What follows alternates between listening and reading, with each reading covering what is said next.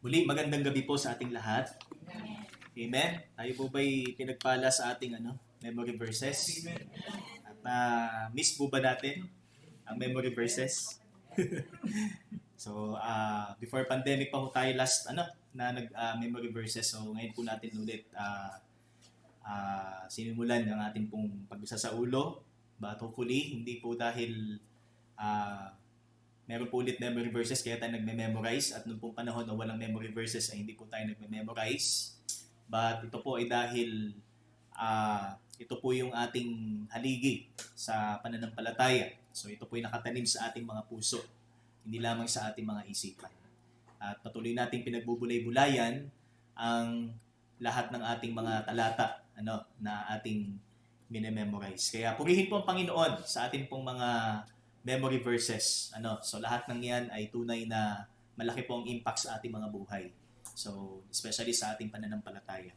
So ngayon po mga kapatid, ay handa na po natin ang ating po mga puso, ang ating po mga tenga para po sa exhortation. At samahan po ninyo ako sa aklat ng mga ngaral or Ecclesiastes chapter 12.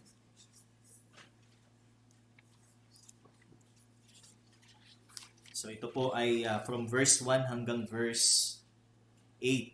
So babasahin ko po yung verse 1 to verse 8. Pero actually ang emphasis po ng ating exhortation po ay dito lamang po sa verse 1. So basahin ko po sa Tagalog at tingnan po natin sa ating mga Biblia.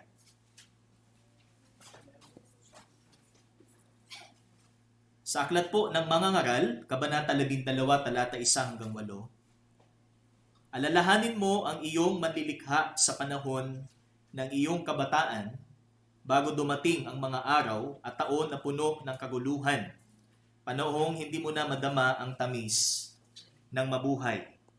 Alalahanin mo ang Diyos bago makubli ang sikat ng araw, bago magdilim ang buwan at mga bituin, bago ka matabunan ng makapal at madilim na ulap. Alalahanin mo siya bago humina ang iyong katawan, bago manghina ang iyong mga bisig, bago mawalan ng lakas ang iyong mga tuhod. Alalahanin mo siya bago mabungi ang iyong mga ngipin at bago lumabo ang iyong mga mata. Alalahanin mo nga siya bago dumating ang panahon na sarado na ang mga pintuan at tumigil na ang tunog ng gilingan, bago dumating ang panahon na madali kang magising sa himig ng mga ibon o ang tunog ng awitin ay tuluyan ng tumigil. Alalahanin mo siya bago dumating ang panahong katatakutan mong umakyat sa mataas na lugar, bago dumating ang panahong di ka makalakad na mag-isa, bago pumuti ang iyong buhok at lipasan ng pagnanasang sumiping sa minamahal. Darating ang araw na tayo pupunta sa huli nating hantungan at marami ang tatangis sa lansangan. Darating ang araw na malalagot ang tanikalang pilak na nagdadala sa ilawang ginto. Babagsak ito at madudurog. Darating din ang araw na malalagot ang tali ng timba at ito'y babagsak at masisira. Alalahanin mo siya bago manumbalik sa alabok ang ating katawang lupa at ang ating hininga ay magbalik sa Diyos na may bigay nito. Napakawalang kabuluhan. Lahat ay napakawalang kabuluhan, sabi ng mga ngaral. Purihin po ang Panginoon at tayo po'y manalangin. O Diyos, lubos po kami nagpapasalamat sa oras na ito, sa paghahayag po ninyo muli ng katotohanan patungkol sa buhay na taglay po ng bawat isa sa amin. Bukod sa kaligtasan, pinapaalala po nito kung ano po ang halaga, ano po ang kahulugan ng buhay na inyo pong ipinagkaloob sa amin, Panginoon. Kung kaya't magkaroon po kami ng tamang motibo, ng tamang pag-iisip sa kung paano po namin gugugulin ang aming mga nalalabing oras dito po sa lupa. At ikaw po lamang ang una naming paglingkuran at maging prioridad namin sa buhay na ito. At ikaw po ang maging aim ng buhay ng bawat isa po sa amin. Kaya o Diyos, ikaw pong mauna sa inyo pong lingkod na gagamitin at sa mga tagapakinig na naabot po ng tinig na ito. Patuloy niyo pong gamitin lamang na instrumento at itago po sa likod ng inyong pong kabanalan. At ang luwalhati at ang karangalan po ay para lamang sa iyo, Panginoon. Ito pong aming dalangin sa pangalan po ng iyong anak na si Jesus. Amen at amen. So So alam po natin mga kapatid na ang aklat ng mga ngaral ay nagsasalaysay at nagtuturo patungkol sa layunin ng buhay ng isang tao. So before natin nakilala ang Panginoon ay marami tayong tanong. So para saan ba ako dito sa lupa? Ano bang layunin? Bakit ako pinanganak? So maaaring tayo po ay nasa kabataan pa ay tinatanong na po natin yan. So, ako ba'y nabuhay lamang para magkapamilya? Ako ba'y nabuhay lamang para kumain? Ako ba'y nabuhay para lamang maghanap buhay? Ako ba'y nabuhay para magkaroon ng anak, magkaroon ng apo, magkaroon ng trabaho, etc., etc. Everything na meron po dito sa mundo. So, dito lang ba talaga umiikot ang buhay ng tao? At ito lang ba talaga ang layunin ng Diyos kung kaya tayo po ay biniyaan po ng buhay ng for how many years? Sa kung ano po ang kalooban ng Panginoong itatagal po natin dito sa lupa. But through the Word of God, sa pamamagitan po ng salita ng Panginoon, makikita po natin what is the meaning. Ano po ang kahulugan ng buhay? At para saan ba ang buhay nating ito? So, pinaalala po sa atin ang aklat po ng Ecclesiastes sa katauhan po ni Haring Solomon na tayo po ay nilikha ng Diyos. At sa paglikhang ito, meron po siyang layunin at ito'y walang iba kundi tayo po ay maging isang mananamba sa Kanya. Tayo po ay isa sa mga maging servants niya. So ito po yung purpose ng Panginoon. Kaya kung maalala po natin yung chief end ng tao, that is to glorify Him, di ba? To glorify God and to be with Him forever. So luwalhatiin natin ang Diyos na lumikha sa atin at makapiling magpakailanman. Ano po? So yun po yung ating makikita na buod ng buhay ng tao o ng layunin kung bakit siya nabubuhay. At to be specific po, makikita po natin dito po sa chapter 12 ng Ecclesiastes.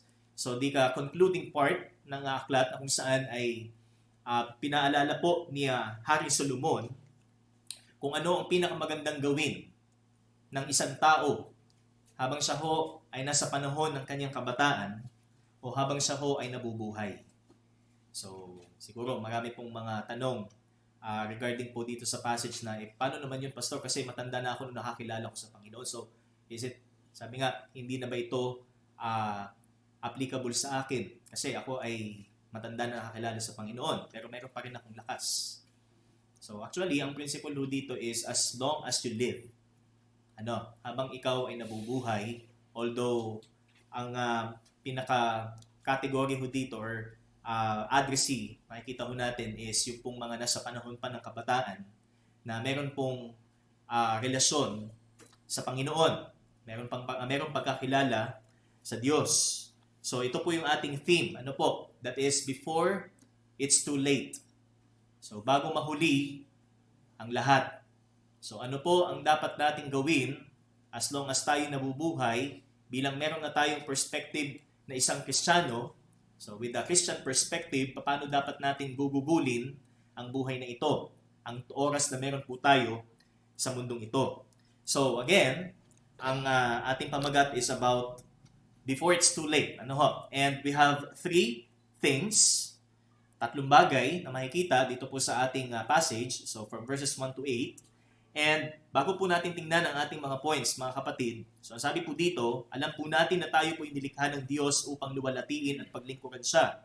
Ngunit meron pong iba na ginagawa ito sa dapit hapon na ng kanilang mga buhay na kung saan ang kanilang lakas ay hindi nakatulad nung panahong sila'y mga binata o mga dalaga at nung panahong sila po ay nasa or adulthood. At maaaring ito po ang pinakamalaking regret sa buhay ng isang Kristiyano. Ang lumipas ang maraming taon na hindi niya napaglingkuran ang kanyang manlilikha. Ang lumipas ang mga dekada na hindi niya ibinigay ang kanyang buhay sa kanyang manlilikha at sa kanyang Diyos na lumikha sa kanya at nagligtas sa kanya. So ngayon, mga kapatid, paano natin ginugugol ang mga oras natin? At sino ang pinaka-inaalala natin sa buhay na ito? Who is the one you remember most? Sino ang pinaka-naaalala mong tao sa buhay mong ito? Lalo't kung ikaw ay isang Kristiyano. At paano mo tinitingnan ang hinaharap sa buhay na ito? How do you look for the coming days in your life? Paano natin tinatanaw ang darating? Paano natin tinatanaw ang dulo ng buhay natin dito sa mundo? Okay? So yun po yung makikita ho nating mga katotohanan or katanungan na ang sagot po ay makikita ho natin dito po sa passage na ating pag-aaralan. So before that, sabi dito, tingnan po muna natin kung ano po ang sinasabi po ng salita ng Panginoon. So again, meron pong mga great directives tayong makikita sa aklat po ng Ecclesiastes upang i-align ang ating mga isip at ang ating layunin sa buhay. So ito po yung Ecclesiastes, mga kapatid. So naglalaman ng mga direktiba na magdadala sa atin sa tamang pag-iisip at layunin sa buhay. So in verse 1, makikita ho natin sa chapter 12 verse 1, remember also your Creator in the days of your youth, before the evil days come and the years draw near, when you will say, I have no delight in them. So, makikita natin dito po sa text that time is, sabi nga, tumatakbo. Wala man siyang paa, pero tumatakbo. Hindi natin mapipigilan. Ang orasan, hindi natin mapipigilang bumalik sa kanyang pag-tick, sabi nga. So, yun po yung makikita natin. And ang sabi po dito, alalahanin natin ang ating manlilikha sa panahon ng ating kabataan. But before, doon sa panahon ng kabataan, so makikita natin number 1, remember God as who He is. Because sinabi po dito, your Creator. Remember also your Creator. So, ipinakilala po ng mga ngaral ang Diyos bilang manlilikha. So, it answers the question who. So, sino ang dapat natin alalahanin sa buhay na ito? In the entirety ng buhay natin. Mula nung tayo nagkaisip hanggang sa dulo ng ating buhay. Walang iba kundi ang Diyos na manlilikha. So, first, remember God as who He is. Sino po ang Diyos? Ayon po sa talata, siya ang ating manlilikha. At pag inalala natin ang Diyos bilang manlilikha, ipinapaalala din ito tayo bilang isang nilikha. Kaya ito ang magbubunsod sa atin upang magpakababa at humingi po ng kapatawaran sa Diyos sa mga actions po natin at tinabagay tayo ang Diyos at hindi siya. Umakto tayo ang Creator at ang Diyos ay parang siya yung isang nilikha lamang. So yun po yung magandang reflection po na makikita natin mga kapatid dito po sa unang point na katotohanan makikita po natin na pag inalala po natin ang Diyos bilang ating manlilikha, ipinapaalala din ito kung sino tayo.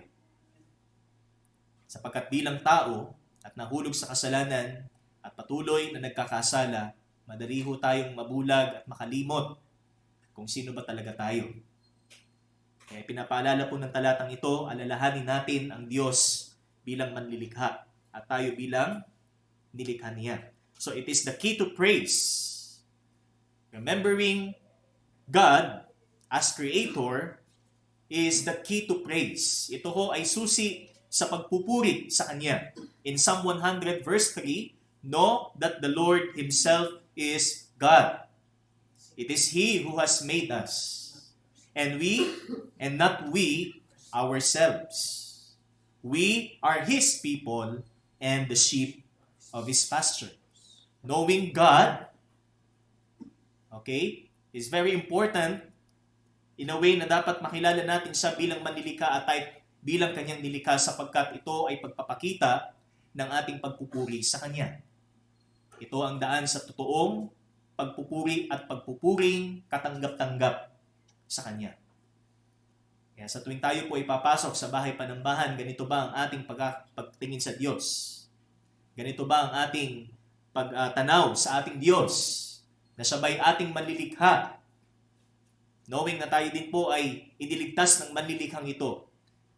Amen? Amen. So narito tayo, kinikilala natin ang Diyos bilang Creator at sa Kanyang kapangyarihan, likhain ang isang bagay o isang nilalang mula sa wala ganito din ang nangyari sa ating kaligtasan. Mula po sa kawalang pag-asa ng taong iligtas ang kanyang sarili, ibinigay niya ang kanyang anak para tayo ay magkaroon ng buhay na walang hanggan. Kaya, once na alalahanin po natin ang Diyos, kung sino ho siya, ayon po sa kapahayagan ng Biblia, ito ho ang magbibigay daan sa tamang pagpupuri at tamang pagtingin po natin sa ating sarili. Ikalawa po, ito din po ang susi sa totoong pagpapasalamat. Also, it is the key to thankfulness. Psalm 139:14 says, I will give thanks to you, for I am fearfully and wonderfully made. Wonderful are your works, and my soul knows it very well. Kaya mga kapatid, ang buhay na meron po tayo ay papahalagahan natin. Mas pahahalagahan po natin kung makilala natin ang Diyos at i-acknowledge po natin ang kanyang kapangyarihan sa kung paano niya tayo nilikha at sa kung paano po sinusustain ng Panginoon ang buhay na meron po tayo. I-appreciate natin yung buhay na meron po tayo. Imagine how toxic the environment ang meron po tayo ngayon. Gaano na ka-threatening sa kalusugan ng tao ang environment natin ngayon. So yung abnormalidad ng panahon, but still nandun pa rin yung preservation ng Diyos na kahit anytime ang immunity natin ay pwedeng bumagsak at maging prone ito, sabi nga, sa maraming sakit, prone tayo sa maraming karamdaman. Pero nandun pa rin ang preservation ng Panginoon. At may pagkakataon pa rin po tayong pumunta sa bahay panambahan. May pagkakataon pa rin tayong makakain ng mga pagkain hindi naman gasinong bawal. Amen? Kahit may bawal. Biyaya po ng Panginoon sa atin yan, na hindi dumating sa puntong wala ka na pwedeng kainin. Kahit papaano meron pa din. Diba? So, gano'n po natin nakikita ang Diyos? Gano'n po natin nakikilala ang Diyos sa bahaging ito? Kung paano po natin alalahanin siya bilang ating manilikha. And, remembering God as who He is the key to a purposeful service. Ito ho ang susi sa paglilingkod na may layunin. Ito ho ang susi sa paglilingkod na may direksyon. Ito ho ang susi sa paglilingkod na may kabuluhan. Amen? Pumupunta ba tayo dito knowing na ito'y walang kabuluhan? Of course not. Because we know ito ho ay gawain ng Panginoon at nagkaroon ng halaga at kabuluhan ang buhay natin dahil sa Kanya. Naunawaan po natin ang katotohanan dahil po sa Panginoon. So brothers and sisters, are you here tonight for what? It's for the service of the Creator. Okay? Remember that without knowing God, life would be meaningless and purposeless. Kung hindi natin kilala ang Diyos, kung paano kilala natin sa ngayon personally, ang tingin natin sa buhay ay walang kabuluhan. Or masasabi natin ang buhay dito is, ito na yung pinal. Hindi natin totoong na-appreciate or nakikita yung halaga ng buhay kung hindi natin nakilala ang ating Diyos. Kaya first and foremost thing na dapat nating gawin before it's too late, as long as we live, habang tayo nabubuhay pa, alalahanin natin ang Diyos. But sadly, meron pong mga tao, mga Kristiyano pa, ang iba, na sa halip na ang Diyos ang inaalala ho ay ang mga kaganapan sa mundo. Ang mga circumstances sa mundo. Kaya ang sabi ng Biblia, huwag mong ikabalisa. At ang pagtiwalaan mo ay ang Diyos na magbibigay sa iyo ng kapayapaang sakdal. Di ba? So ang kapayapaang pinaka-kailangan po ng tao, yan po ay manggagaling lamang sa Panginoon. Kaya sa Diyos tayo lumapit at hindi sa atin mga sarili. Sapagkat dito ho natin makikita ang kaibahan ng isang taong tunay niyang nakikilala ang kanyang manlilikha at ang Diyos na nagligtas sa kanya kumpara sa hindi. So, first, remember God as who He is. Next, in verse 1 pa rin makikita natin, remember also your Creator in the days of your youth. In the days of your youth. So, sa panahon ng iyong kabataan. So, maliwanag po na sinasabi dito, as long as you have the capability, time, to serve Him, to worship Him, remember your Creator. Kaya number 2, remember God at the right time. Sa tamang panahon, sa tamang sandali, alalahanin natin siya. Paglingkuran po natin siya. So it answers the question, when? First, in the first point natin is the person. Next is the time. Kailan? So sabi dito, in the days of your youth, kaya doon sa ating mga kabataan na nagpo-procrastinate, na hindi pa rin seryoso, na maglingkod sa Diyos, they are procrastinate, sabi nga, to commit themselves fully to their Creator. So meron po tayong makikita ho dito na paalala na hindi ho habang buhay tayo bata. Hindi ho tayo habang buhay ay malakas. Hindi ho habang buhay tayo ho ay may panahon para gawin natin kung anong sinasabi ng banal na kasulatan. So first, verse 1, before the evil days come, and the years draw near when you will say, I have no delight in them. Nalipasan na ng tamis para mabuhay. So that's why our first subpoint here, you will grow old. Tatanda ka rin. Kahit sa aspeto ng paglilingkod sa Diyos. Saka na. Pag ako'y nakapag-establish na ng magandang hanap buhay. Pag ako'y nakapagpundar na ng mga gusto kong ipundar, saka tayo maglilingkod sa Panginoon. Pag nagawa ko na yung gusto kong gawin, pag narating ko na yung mga bansang gusto kong marating, saka ako maglilingkod sa Panginoon. But here, ano pong makikita natin? Remember your Creator in the days of your youth, because time will come, the years draw near when you will say, I have no delight in them. And then in verse 3, makikita natin, in the day that the watchmen of the house tremble, so darating ang panahon na ang mga tuhod natin ay manghihina. Ang mga kamay ho natin ay mangangatal at hindi na kayang bumuhat ng 1 kilong, sabi nga, o 1 sako o ng 1 timba. Di ba? Darating po ang panahon. Sabi dito sa verse 3, and mighty men stoop, the grinding ones stand idle because they are few, and those who look through windows grow dim. Verse 5, okay, verse 4, and the doors on the street are shut as the sound of the grinding mill is low, and one will arise at the sound of the bird, and all the daughters of song will sing softly. So mabibingi, dahan-dahan, mas magiging sensitibo na tayo sa tunog. Mas iiksi na yung haba ng tulog natin. Kung ngayon, ine-enjoy natin yung 10 oras, 11 hours, 12 hours na tulog. Tutulog tayo alas 3 ng umaga, gigising alas 3 ng hapon. O alas 2. Yan ang sleeping pattern ngayon ng isang kabataan o isang teenager. Di ba? Maliban kung may pasok. Pero nandun na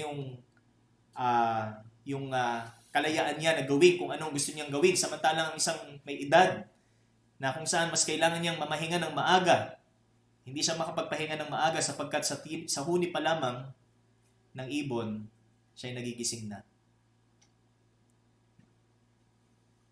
So darating po ang panahong ito sa atin. Darating ang panahon na kahit pilit mong gustong matulog, hindi ka makakatulog. Darating ang panahon na kahit pigilan mong tumanda, tatanda talaga po. Ano? Sabi nga, kadami ko ng guhit sa mukha. Ano? So ito po yung mga proof na makikita natin. So again, you will grow old. So meron po akong naalala mga kapatid, bilang isang halimbawa. Meron po tayong dating kasama dito sa church na talagang ako po ay namangha sa kanyang dedikasyon, sa kanya pong paglilingkod sa Diyos. Siya ko'y matanda na, payat, may sakit, pero ang lakas ho niya, daig pa niya ang isang young people. Siya ang pinakamaagang umattend, siya ang pinaka-present sa mga Bible studies, kahit sa mga malalayong lugar, mapabundok man o patag, lagi siyang naroon. Nagtatampo pa pag naiwanan. Meron po tayong dating kasama niyan. Sa kabila po na meron siyang karamdaman, sa kabila po na siya ho ay, kita mo na, na siya ho ay mahina sa pisikal. Pero ang kanyang espiritu ho, punong-puno ng lakas upang maglingkod sa Panginoon. Kaya hindi ko po makakalimutan, ang atin pong kasamang ito. Pagamat siya po'y wala na ngayon. Pero isa po siyang halimbawa mga kapatid. Kahit siya po ay nasa 60 na. Pero pag siya ay dumalo sa gawain, parang nasa 20, 15. Yung kanyang lakas. Yung kanyang kagustuhang magpasalamat sa Panginoon, maglingkod sa Panginoon, talagang nakakamangha po ang pagkilos po ng Panginoon sa kanya. So again, brothers and sisters, kailan? To the youth. Kailan? Kaya sabi po dito, remember your Creator in the days of your youth. Habang may lakas ka pa. Habang may panahon ka pa. Habang may pagkakataon pa. Alalahanin natin ang Panginoon. Paglingkuran natin siya. Not only that you will grow old, young men, but also you will die. So ito din po makikita natin sa passage in verse 2. Before the sun and the light, the moon and the stars are darkened, and clouds return after the rain. And in verse 5, for man goes to his eternal home, while mourners go about in the street. Remember him before the silver cord is broken and the golden bowl is crushed. The pitcher by the well is shattered and the wheel at the cistern is crushed. Then the dust will return to the earth as it was, and the spirit will return to God who gave it. So ito pong tandaan natin. Kasi ito din yung stage na talagang marami pong mga daredevil sa young people, sa mga kabataan. Na parang layo-layo ng kamatayan sa kanila. Umaakyat sa mga crane, sa sa chimenea, na libong talampakan ng taas, sa transmission tower. Di ba? Na parang bang malayo ang kamatayan. Manunulay sa lubid, sa taas ng libong talampakan. Di ba? Pero hindi natin maiiwasan ang kamatayan. Kaya, kailan? Kailan? Bukas? Next year? So ito pong sabi ng Biblia, in the days of your youth. Amen.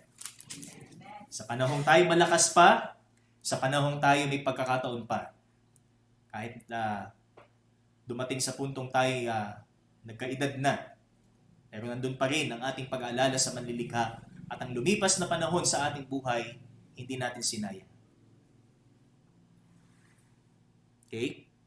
And number 3, in verse 8, so ano po makikita natin? Vanity of vanities, says the preacher, all is vanity. So ito yung makailang ulit na sinasabi dito po sa aklat ng Ecclesiastes, everything is meaningless, everything is vanity. Lahat ay walang kabuluhan. Unless you know your Creator. Unless you know the one who created you, And you know kung saan ka paparoon sa pagwawakas ng iyong buhay sa mundo. That's why number 3, remember God to understand the purpose of life. Alalahanin natin ang ating Diyos upang ating maunawaan ang layunin ng buhay. So life is pointless and in vain without knowing how it came to be. Paano ito nangyari? Paano nagkaroon ng buhay? Kung hindi natin alam ito, so wala tong direksyon ang buhay natin. At ang tingin natin is parang walang kabuluhan kung ano po ang ating pinagsusumikapan sa mundong ito. And who is the one behind it? And the one behind it reveals not only of Him as Creator, He is also the Savior for us who delivered us from these vanities. So nandun pa rin yung idea ng pagliligtas. Ang ginawa din po ng Panginoon sa atin is Siya ho ang nagligtas sa atin mula sa mga walang kabuluhang ito at maunawaan natin ang halaga ng buhay na meron tayo. At ito ay paglingkuran at sambahin ang ating Diyos na manlilikha. Kaya ngayon mga kapatid, sa bawat pintig ng ating puso, sa bawat tik ng orasan, sino ang ating inaalala? Kanino nakaangkla ang ating buhay? Naunawa na ba natin ang layunin ng buhay? So this book of wisdom reminds us, remember your Creator. Alalahanin po natin ang ating Diyos na bukod sa Siya ho ang ating Diyos na lumikha, Siya din ang nagsalba sa atin mula sa kamatayan. So for our conclusion, with regards to understanding the purpose of your life, to add with it as the one who is also made alive in Christ, let us all redeem the time. Just like in verse 1, kung mabalikan po natin, sabi dyan, before the evil days come. Bago dumating ang panahon ng kaguluhan. Hindi pa ho dumadating ang panahon ng kaguluhan pero nababanaag na natin.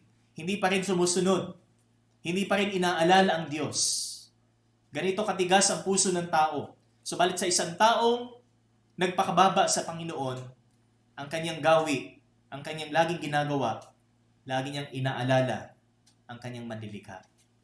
Kaya mga kapatid, ang sabi po dyan, let us all redeem the time because the days are evil.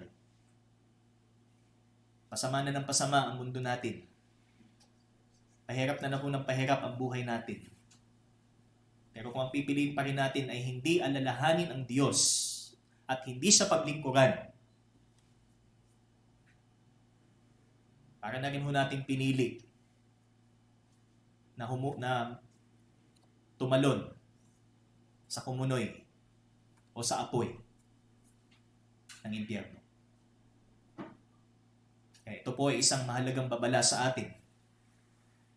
Kung hindi pa natin ganap na ibinibigay ang ating sarili sa paglilingkod sa Diyos o maging ang ating buhay sa ating manlilikha, kailan?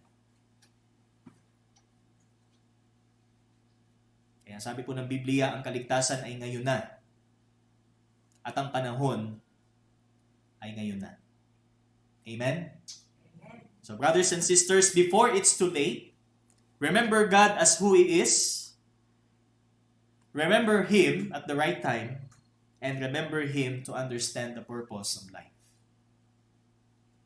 Sa bawat ginagawa natin, sa bawat kaabalahan na meron tayo, mas mahalaga na alam natin kung pasasaan ang lahat ng ito. At kung para kanino ho tayo nabubuhay. At kung para saan ang lahat ng ating ginagawa sa buhay natin.